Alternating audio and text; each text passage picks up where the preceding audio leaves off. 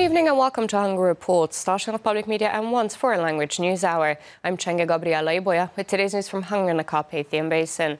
Let's begin. Another European leader will be arriving to Hungary. On Monday, Heinz Christian Strache, the Austrian Deputy Chancellor, will meet with the Prime Minister. The featured topics will include the European parliamentary elections and migration. Migration will also be a key topic on May the 13th in Washington, when the President of the United States will be welcoming Viktor Orbán. The Minister for Foreign Affairs and Trade said there are many common points in the politics of Hungary and the United States of America. The Austrian Vice-Chancellor, who will be coming to Hungary on Monday, said in an interview that he thinks highly of Viktor Orbán, so he is looking forward to their meeting. As he put it, Viktor Orbán was the European politician who in 2015, in contrast to pro-migration blabbers, helped to stop mass migration. On Thursday, the Italian Minister of Interior made a visit to Hungary. Matteo Salvini, after talks with the Hungarian PM, said a Europe is needed which protects its own borders. On Friday, Viktor Orbán said on public radio the biggest European success regarding the migration issue is that they've managed to close the Balkan migrant route. Viktor Orbán will meet with Donald Trump, President of the United States, on May 13th in Washington, D.C. The Trump administration is also fighting an ongoing battle against illegal migration. The current American president and the Hungarian government are at a similar standpoint in a number of questions regarding the dilemmas of global politics, said the Minister of Foreign Affairs and Trade on public radio. Both the American president and the Hungarian government represent a firm anti-migration standpoint.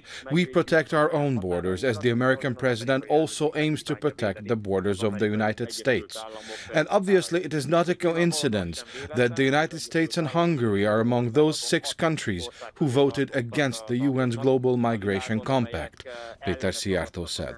The minister added, just as an alliance is starting to form at a European level among anti-migration political forces, one is also being formed at a global level.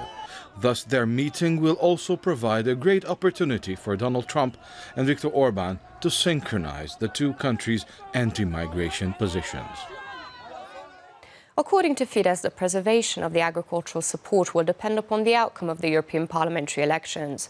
Norbert Erdő said Brussels wants to cover the costs of migration from decreasing EU agricultural funds. The politician emphasized, with this, the future of the agricultural policies of the EU will not only affect farmers. It's clear to see that they want to spend this money on migration, such as resettling migrants to these countryside settlements. But we have to stop this. We have to stand up to this on the 26th of May. This is what the European parliamentary elections will be about. Only faith can create culture, said the minister in charge of the Prime Minister's office in Budapest, where they laid the foundation stone of the new St. Ladislas Parish's community house. Gergely Gulyás emphasized that in order to keep the nation alive, we need these sort of communities. He added, this is why the government considers the support of the church so important.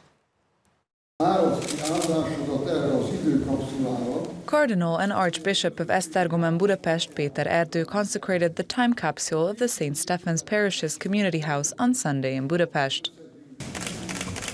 The Cardinal said a place where members of the community can regularly meet up is needed. We are compelled to establish these houses again with many years of effort, but thank God there is need for them. There are people who would like to meet each other. There are many programs, cultural ones as well, not just ones related to the church. That's why it is reasonable that we establish these houses, said the Cardinal.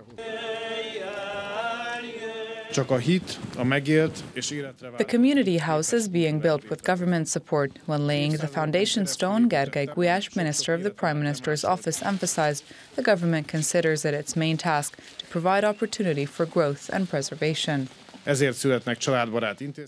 is the reason why family-friendly measures are being introduced and why it may be easier now for churches to complete their missions.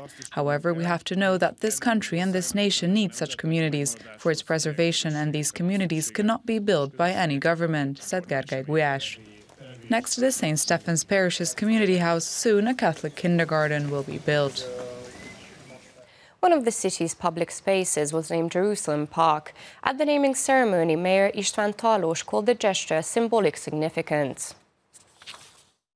István Tarlós, mayor of Budapest, at the ceremony said the proximity of the symbol of the capital, the chain bridge, shows how important this place really is. A baráti közeledés gesztusa az is. This is a gesture of friendship, and we would like it to be seen as one, that Hungary names a public area after the historic capital of the Jewish state in the memorial year of the 70th anniversary of the foundation of Israel, said István Tarlós. The state secretary of the Israeli Foreign Ministry considers Jerusalem Park to be of historic value in the relations of the two nations. Another important milestone. Tipi Hotoveli said another important step was taken in the direction of moving the Hungarian embassy to Jerusalem. Hundreds protested in Upper Hungary due to Slovakia's recently adopted so-called anthem bill. The group called Our Anthem, Our Freedom demonstrated in front of the Parliament of Bratislava so that they can reject the law which would see people getting fined for playing or singing the Hungarian national anthem. Almost 100 people took part in the civil initiative in Nagytárkány, where people demonstrated against the Slovakian anthem law, which was recently accepted. Let's give an opportunity to the people, to Hungarians. As you can see here in the background, I'm very touched that so many people have come. An opportunity to sing this glorious prayer, our anthem here in Nagytárkány, said an organizer. In the Slovakian capital, they had music, folk songs, and Hungarian flags to recall all that is important for Hungarians, right in front of the Parliament of Bratislava.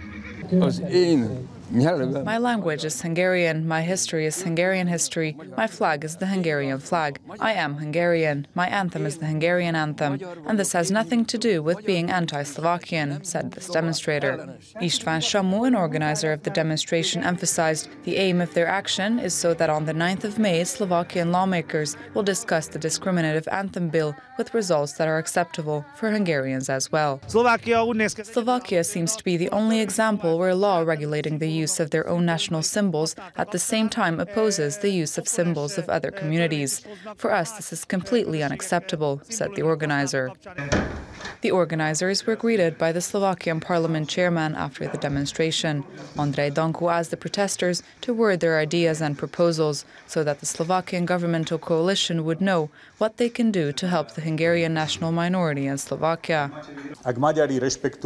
If Hungarians recognize the national borders, our beloved country, then we can't have any problems with any national minorities. This includes Hungarians, Czechs, Poles and the Roma community and all those who appreciate Slovakia's interests. They deserve respect, said Andrej Danko.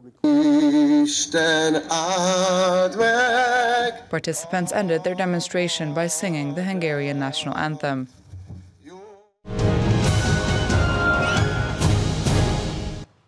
Visitors of the Kundomonkos Museum in Tata can get familiar with the ethnic German traditions of Vértes Somló. In the building of the museum, furniture, everyday and celebratory clothing, as well as contemporary Swabian farmhouses can be seen by visitors. The institutions in the museum series was started 9 years ago with the aim of having the German-speaking population of the region introduce its traditions to other communities. And Sunday marked European Bear Day, which was celebrated by many different zoos nationwide. On this day, as well as every day of the year, people can get to know everything about European bears in these zoos. At the zoo of Miskolc, Borka and Dorka, the two European bears, await visitors. And in Nyíregyháza, people can see polar bear feedings.